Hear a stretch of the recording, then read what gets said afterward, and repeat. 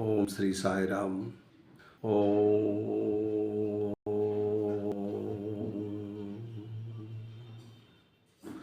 ఓం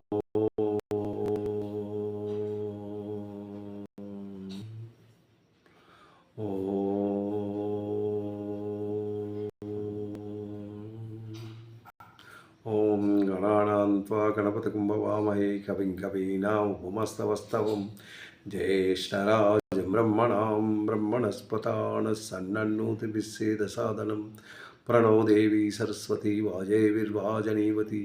శ్రీ గణేశాయ నమః. శ్రీ గురుభ్యో నమః. సరస్వతే నమః.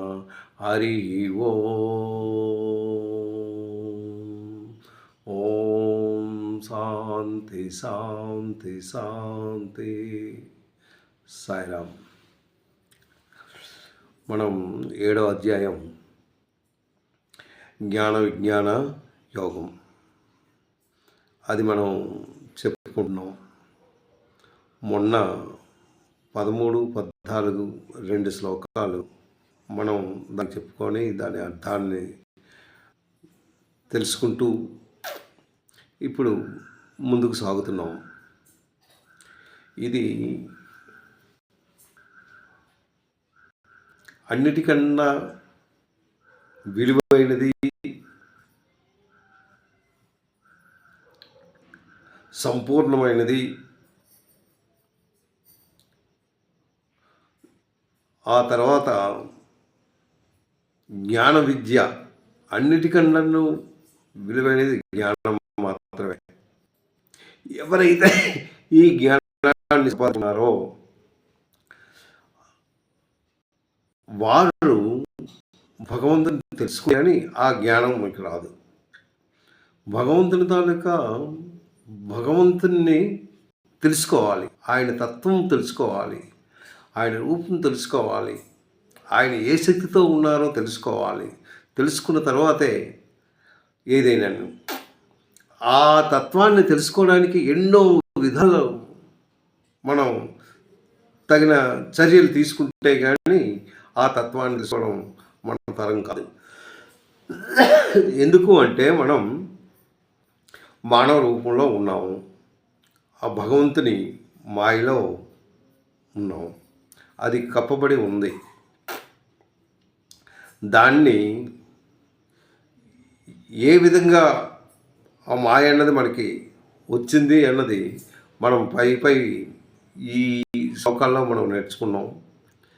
ఎందుకు అంటే దాని తాలూకా గుణాలను బట్టి సత్వ, తమో, రజోగుణాలు ఎవరికైతే అంటే మానవుల్లో అది ఉన్నది, అది కలిగిన వాడు కూడా భగవంతుడే, కానీ ఆయనకి మాత్రం దానితో ఎటువంటి సంబంధం లేదు. అది ఎవరైతే మనుషుల్లో ఉన్నారో వాళ్ళలోనే ఉన్నది. దాని నుంచి బయటపడాలి అని సత్వగుణం ఎలా ఉంటుంది, రజోగుణం ఎలా ఉంటుంది, తమో గుణం ఎలా ఉంటుంది అని ఒక్కొక్క తత్వాన్ని బట్టి దాన్ని బట్టి వాళ్ళు ఆ గుణాన్ని బట్టి వాళ్ళు వ్యవహరిస్తూనే ఉంటారు.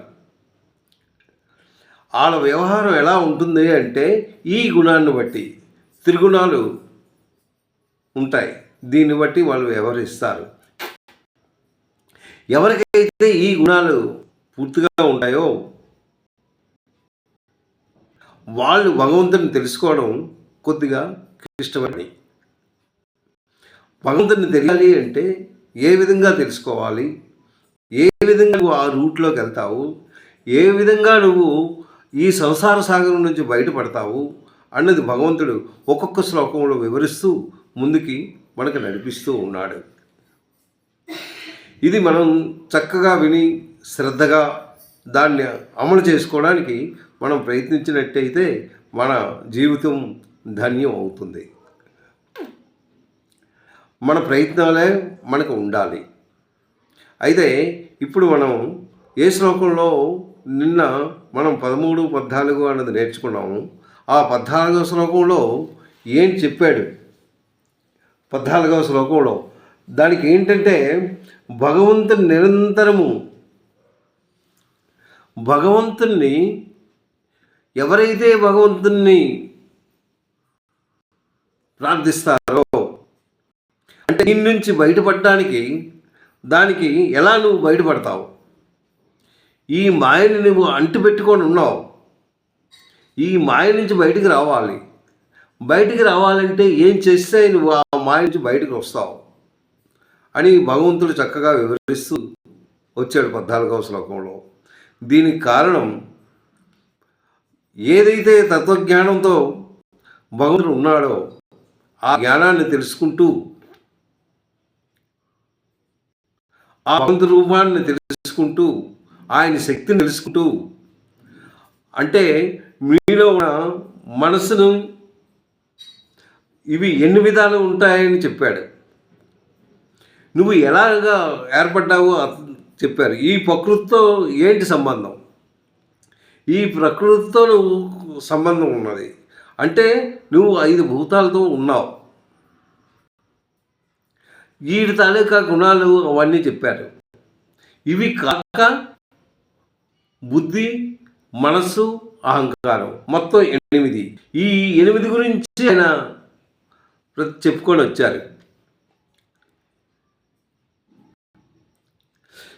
ఇవి ఇవి ఇవి నీలో ఉన్నాయి.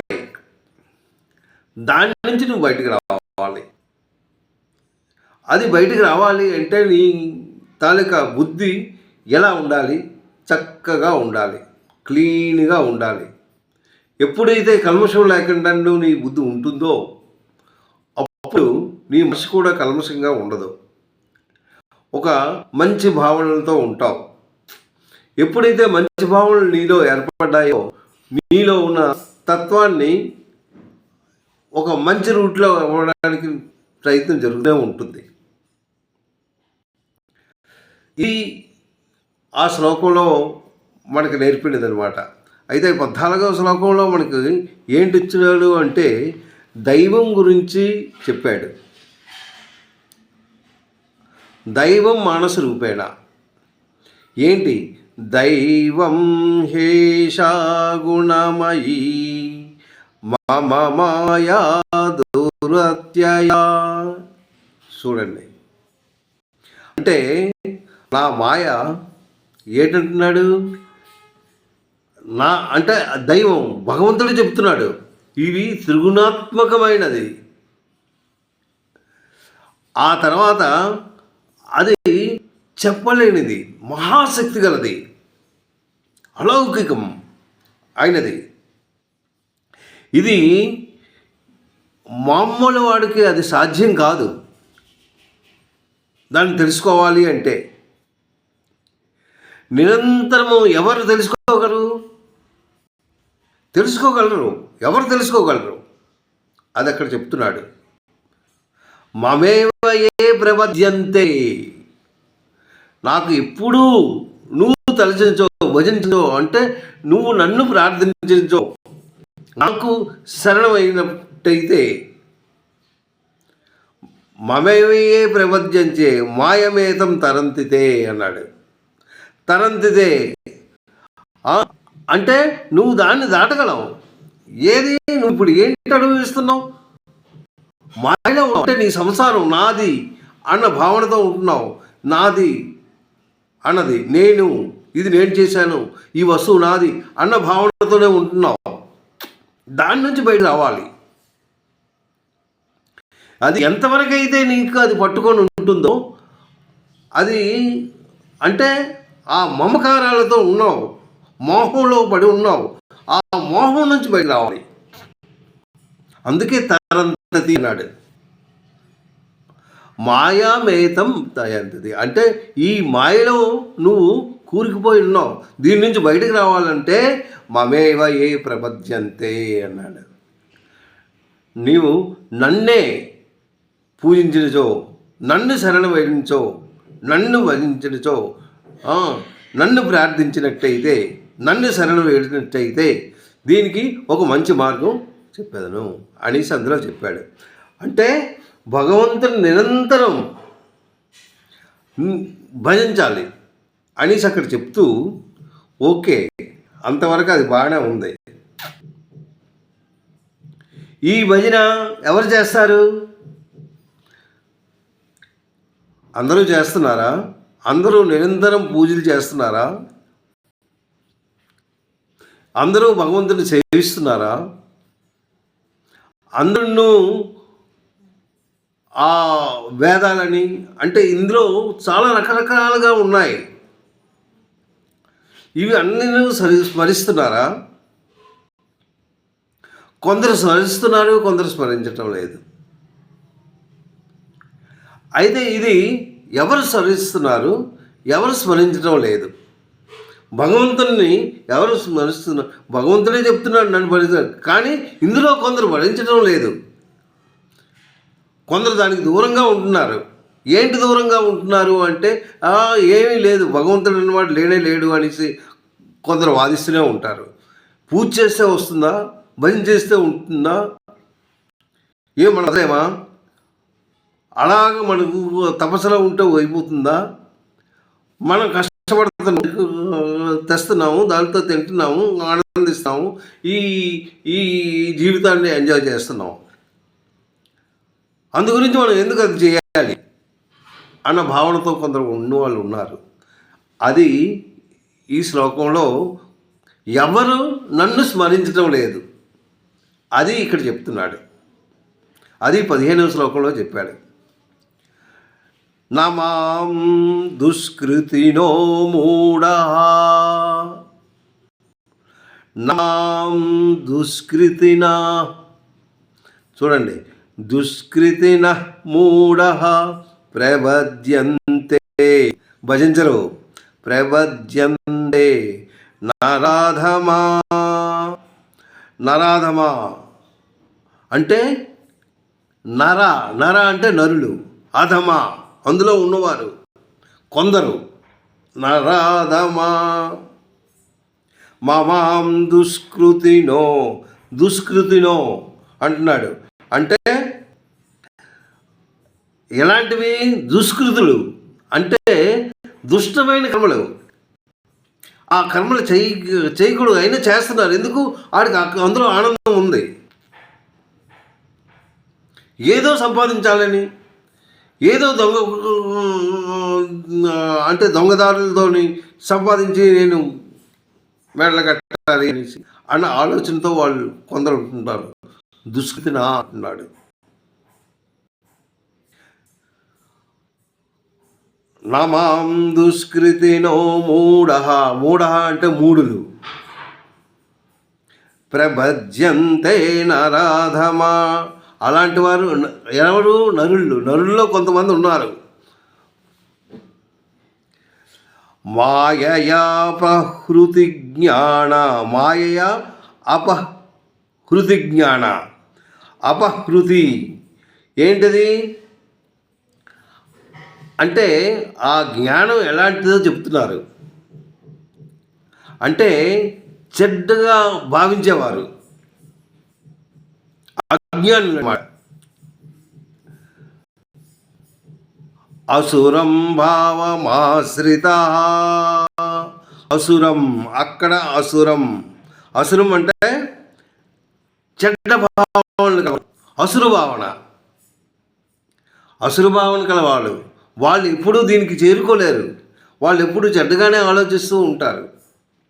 ఏంటి చెడ్డగా అంటే ఇంకా భగవంతుని మీద ధ్యానం అన్నది రాదు.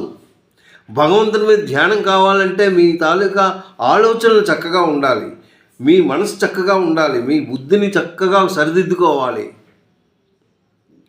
కల్మషం లేకుండా మీ బుద్ధిని చూసుకుంటే అప్పుడు మీ మనసు ఇటు అటు పరిగెట్టకుండా ఒక మంచి మార్గానికి వెళ్తుంది. అది ఇక్కడ చెప్తున్నాడు అనమాట. నమాం దుష్కృతినో మూఢః ప్రబధ్యంతే నరాధమా. నరుల్లో కొందరు ఇలా ఉన్నారు. వాళ్ళు భజించకుండాను, భగవంతుని పూజ చేయకుండా, అంటే భగవంతుడు అంటే ఇష్టం లేకుండాను వాటికి దూరంగా ఉన్నవారు అని అర్థం. మాయలో వాళ్ళు దేంట్లో ఉన్నారు? మహామాయ. ఈ మాయ ఎక్కడిది? భగవంతుడిదే. ఆయన కూడా సృష్టించారు. అందుకు నుంచే ఆయన్ని పట్టుకోవాలి, లేకపోతే ఇంకా మాయలో పడిపోయి ఇంకా కిందకి వెళ్ళిపోతుంటారు. మాయలో ఏంటంటున్నాడు, ఈ మాయలో చిక్కుకొని భగవంతుని మర్చిపోతారు. భగవంతుడు అంటే ఏదో మంచి మాటలు ఎవరైనా చెప్పారే అనుకో, ఇంకా దానికి వినరు, వినడానికి వాళ్ళకి దృష్టి పుట్టదు, విన్నవదు. ఎందుకు? వాళ్ళు అసురభావంలో ఉన్నారు, వాళ్ళ భావనే వేరు, అందు గురించి దాని దగ్గరికి వెళ్ళరు. మాయలో చిక్కుకున్నవారు అన్నమాట వాళ్ళు. వాళ్ళు ఏదైతే జ్ఞానం ఉందో ఆ జ్ఞానాన్ని కోల్పోయారు, అజ్ఞానంలో ఉన్నారు. వాళ్ళు ఎలాగున్నారు? వాళ్ళ ప్రవర్తన అసుర భావంతో ఉన్నారు. వాళ్ళ ప్రవర్తన కూడాను ఇంకా దేనికి దయ, మమకారం అలాంటిది ఏమి ఉండదు వాళ్ళకి ఏంటి కనబడుతుందంటే ఓన్లీ డబ్బు వ్యామోహం. ఆ డబ్బుతోనే వాళ్ళు ఆనందం ఉన్నది అనేసి అసుర భావనతో ఒక చెడ్డ పనులు చేస్తున్నారు, అంటే చెడుదారిలో వెళుతూ ఆ డబ్బు మూదే వ్యామోహంతో దాంట్లో ఉంటారు, కానీ దీంట్కి రారు. భగవంతుని ధ్యానం చేద్దాము, భగవంతుల్లో మనం ఆ మాటలు విందాము, ఆయన శక్తిని తెలుసుకుందాము అన్న భావనతో వాళ్ళు ఎప్పుడూ ఉండరు. ఇన్ కేసు ఎవరైనా చెప్పినా దాని దగ్గరికి వెళ్ళలేదు, వాళ్ళకి అటే కరెంట్ లాగుతుంది, కానీ ఇటు కరెంట్ లాగదు. అది ఇక్కడ చెప్పాడు. వాళ్ళు మూడులు, వాళ్ళు ఎలాంటి కర్మలు చేస్తుంటారు? మంచి కర్మలు చేయరు, ఎప్పుడు దుష్కర్మలే, చెడ్డ కర్మలే చేస్తూ ఉంటుంటారు. అలాంటి వాళ్ళు ఉన్నారు అని చెప్తున్నాడు. వాళ్ళేంటి, ఎక్కడైనా ఒక కోవిలికి వెళ్ళడం, భగవంతుని ప్రార్థించడం అంటే వాళ్ళలో దయ అలాంటిది ఏమి ఉండదు, కఠినంగా ఉంటారు, కఠిన బుద్ధులుగా ఉంటారు. వారు ఎప్పుడు చూసినా డబ్బుతోనే వ్యామోహంగా ఉంటారు. కానీ వాళ్ళు ఏం తెలుసుకోలేరు, ఇదంతా టెంపరీ అని. ఒక వస్తువుని తీసుకున్నాడు, దానికి సంతృప్తి ఉండదు, మరొక వస్తువు కావాలంటాడు. అలాగనే ఉంటారు వాళ్ళు ఆనందం ఉండదు, సంతృప్తి అన్నది ఉండదు, శాంతి అన్నది ఉండదు, ఎప్పుడు అసంతృప్తిగా ఉంటారు. అలాంటి వాళ్ళు భగవంతుడి దగ్గరికి వెళ్ళరు అని చెప్తున్నాడు.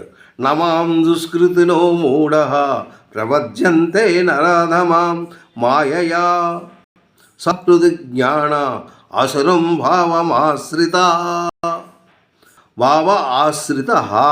ఆశ్రిత అంటే ఆశ్రయించిన వారు, అంటే అసుర స్వభావాన్ని, ఆ స్వభావాన్ని ఇంకా పెంచుకున్న వాళ్ళు దాన్నే ఆశ్రయిస్తారు. ఆశ్రిత అక్కడ అంటున్నాడు, అసురం తాలూకా అంటే ఆ అసుర గుణాల తాలూకా భావాల్ని ఆశ్రయిస్తారు, తెచ్చుకుంటారు, అందులో ఆనందం ఉన్నది అనుకుంటారు. అది ఇక్కడ చెప్పాడనమాట. నమాం దుష్కృతునో మూఢ ప్రబధ్యంతే నరాధమ అంటే నరు మాయయా పహృత జ్ఞాన అసురం భావం ఆశ్రిత. వాళ్ళకి ఎక్కడి నుంచి? వాళ్ళు జన్మల నుండి వస్తుంది అది. అంటే ఈ జన్మలో వాళ్ళు భగవంతుని దగ్గరికి తెలుసుకోలేకపోయారు, అంటే అసురభావనలతో ఉన్నారు, మళ్ళీ జన్మ తీసుకున్నారు, మళ్ళీ అది ఇంకా ఎక్కువగా ఉంటుంది. కానీ అంటే వాళ్ళు ఒక మంచి జ్ఞానాన్ని వాళ్ళ దగ్గరికి రానివ్వట్లేదు. అందుగురించి మొట్టమొదటి నుంచే మనం దాన్ని ఖండించుకొని దీని తాలూకా రిజల్ట్ మనం చాలా బాగా ఉంటుంది అన్న భావనతో ఆ భగవద్ధ్యానంలో ఉన్నట్టయితే వీరు దానికి జన్మల నుంచి వస్తుంటుంది. అవి జన్మల నుండి ఏంటి అసురభావనలు, పాపకార్యాలు కూడా చేస్తూ ఉంటారు. ఇది వాళ్ళ బుద్ధి కూడా బాగుండదు, వాళ్ళ మనసు పరి విధాలు పరిగెడుతూనే ఉంటుంది. ప్రకృతి భగవంతుడు ఎట్టివాడు అది కూడా వాళ్ళకి తెలియదు. దాంతోనే వాళ్ళు ఉంటారనమాట. అందు గురించి ఆ అసురభావంలో ఉన్నవాళ్ళు ఈ భజన చెయ్యరు. అంటే భగవంతుని జ్ఞానంలోకి వెళ్ళరు, భగవంతుని మాటలు వినరు, భగవంతుని తాలూకా తత్వజ్ఞానాన్ని ఎవరు చెప్పినా దగ్గరికి రానివ్వరు, దగ్గరికి వెళ్ళరు, భగవంతుని పూజ చేయరు. ఇది అంటే భగవంతుడు ఏం చెప్తున్నాడు? నిరంతరం వాళ్ళు కొందరు భజించిన వారు ఉంటారు, కొందరు భజింపని వారు. వీళ్ళు భజించిన వారు ఎవరైతే భజించారో వాళ్ళ తాలూకా తత్వాన్ని గురించి ఈ శ్లోకంలో చెప్పారు. ఎవరు భజిస్తారో నెక్స్ట్ శ్లోకంలో మళ్ళీ చెప్తున్నాడు. వీళ్ళు భజిస్తారు అంటే వీళ్ళు భగవంతుని చేరువలో ఉంటారు. ఆ చేరువలో ఉంటే వాళ్ళ తాలూకా రిజల్ట్ ఎలా ఉంటుంది? భగవంతుని చేరువలో ఉంటే మీ మనసు ఎలా ఉంటుంది? మీ తాలూకా జ్ఞానం ఎలా ఉంటుంది? మీ బుద్ధులు ఎలా ఉంటాయి? మీరు దానిలో ఎంత ఆనందపడతారు? ఆనందపడిన తర్వాత మీరు ఏ విధంగా ఉంటారు? అది అందులో నెక్స్ట్ శ్లోకంలో ఆయన చెప్పాడు. ఏంటంటున్నాడు? చతుర్విధ. చూసారా? ఫస్ట్లోనే చెప్పాడు చతుర్విధ అంటే 4 రకాలు ఉన్నాయి అని చెప్పాడు.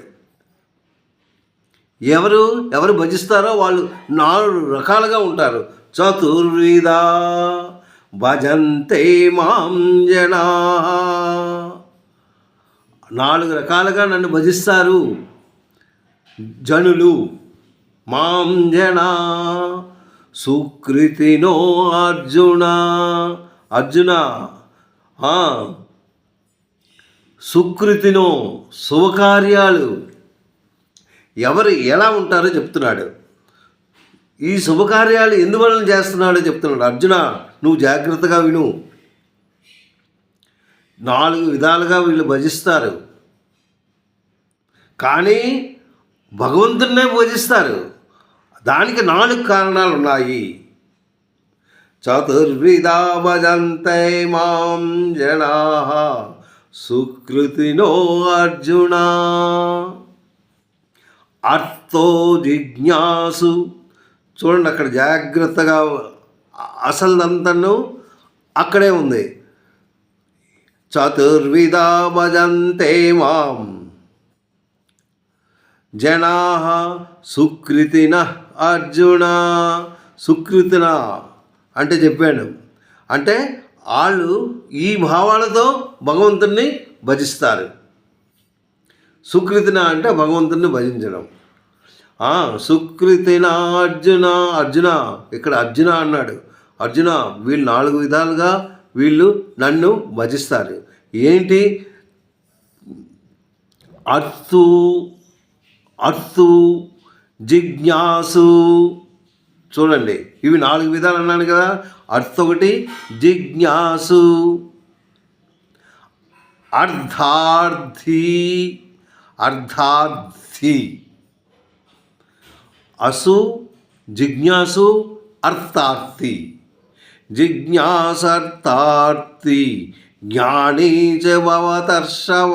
అక్కడ భవతర్షవ, నీవు నాకు దగ్గర వాడివి అర్జున. భవతర్షవ అంటే ఏంటి? అంటే భరత శ్రేష్ఠుడా, అంటే వాళ్ళందరిలో శ్రేష్టమైన వాడెవడు? అర్జునుడు. అతను తెలుసుకోగలడు. భరతర్షవ అంటున్నాడు అక్కడ అర్జున అన్నాడు, ఇక్కడ భరతర్షవ అన్నాడు. భరతంలో శ్రేష్ఠుడైన వాడా. ఇవి 4 విధాలు ఉన్నాయి. ఈ 4 విధాలు ఏంటంటే అర్థార్థి. చూడండి ఎన్ని రకాలు. అర్థ అంటే మానసికంగా ఎవరికైతే బాధలు కలుగుతున్నాయో, ఎవరికైతే కష్టాలు ఉంటాయో, మానసికంగా కృంగిపోతారో, సైకంగానూ కృంగిపోతారో వాళ్ళు భగవంతుణ్ణి, బాబు నన్ను రక్షించు తండ్రి, నన్ను కాపాడు, నువ్వే ఉన్నావు అని ప్రార్థన చేస్తూ అర్థ అంటే లోపల ఉన్న ఆ దుఃఖాన్ని భగవంతుని దగ్గర పెట్టుకుంటారు. దానికి అర్థ అన్నాడు. అర్థో జిజ్ఞాసు. జిజ్ఞాసు అంటే ఏంటి? అర్థో జిజ్ఞాసు అంటే వాళ్ళ తాలూకా మొత్తం కోరికలందరినీ విడిచిపెట్టేస్తాడు జిజ్ఞాసు. ఆడి కోరికలను విడిచిపెట్టి భగవంతుడి జ్ఞానంలో ఉంటారు. అక్కడ నాకు భగవంతుడే కావాలి,